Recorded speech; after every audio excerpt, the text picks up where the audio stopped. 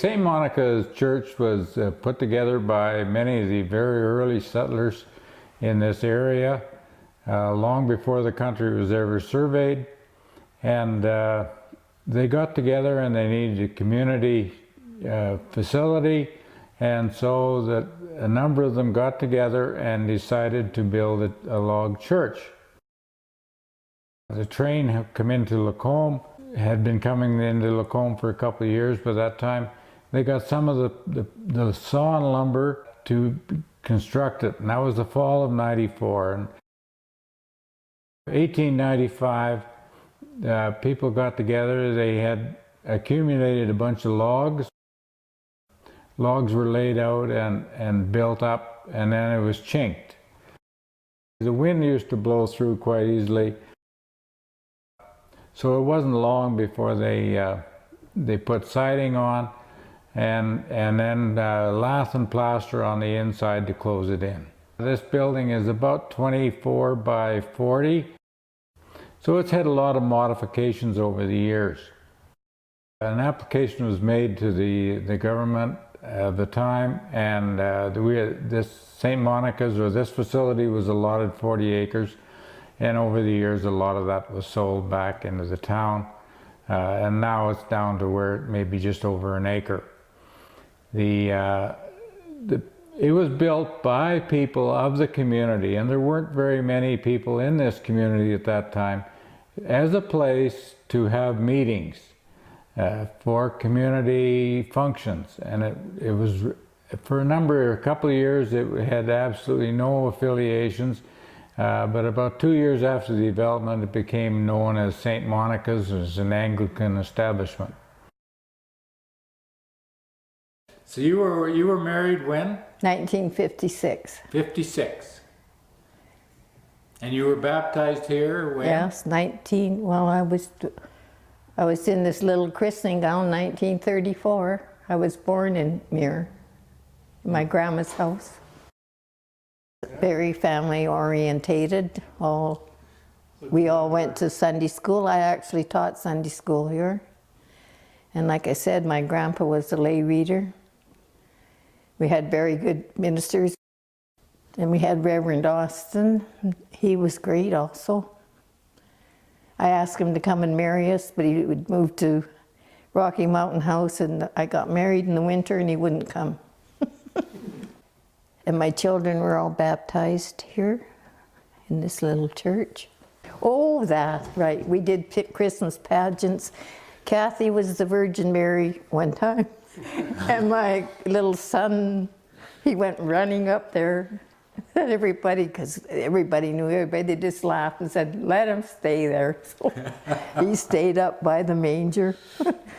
Yeah. And one time my son was playing, like we just lived down the block. He was playing outside with his trucks, and I think he had his diapers on. He heard the bell ring, so he came. Somebody had to bring him back. Came to church. Yeah. There was a great church ladies WA, Women's Auxiliary to the church, and it was kind of when the war was on. We used to feed the soldiers when they went by on the train. They would stop here at the hall downtown and have lunch. And when I used to be able to remember them quilting big quilts. They would have sales. We had a lot of turkey suppers from the church, and they were always good. Yeah. Well, when Timmy was here, we did Bible study, and he was great we used to bake. Well, he was Japanese. We'd make Japanese suppers and stuff like that when he was here. A lot of suppers and making money for the church, sales and that kind of thing. We all went home and had, great big roast beef suppers. I'll tell you what I used to do. You know that iron fence out there?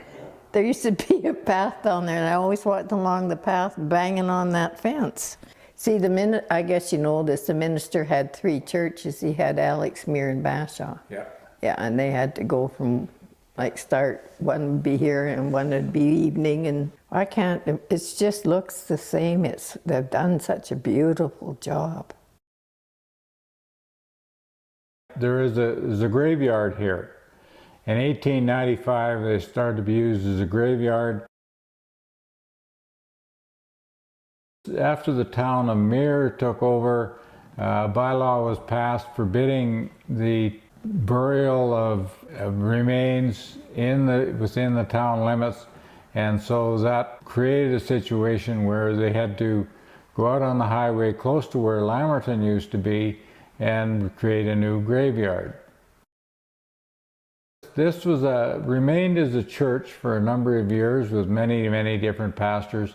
For a number of years it has sat empty, and of course it deteriorated. And the siding on the north side, because of the extra moisture and the lack of sunlight, soon rotted, and the bottom logs on the north side deteriorated. Much of the siding was taken off, numbered and stored, and then logs were procured and inserted into the north wall to replace it. The whole building was jacked up. Presently sits about 12 to 18 inches higher than it used to. So there's been a lot of work gone into this.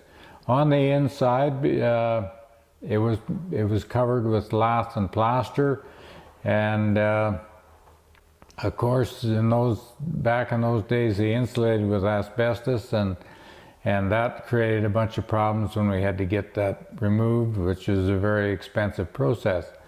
What we've done now, we've reframed the inside of the building, put gyprock on the top above the railing, the wood panels on the side. What I did over on the south wall, right behind me, is left a space where one can see the actual log structure of the facility, because many people looking at this building would never realize that it was originally a log building.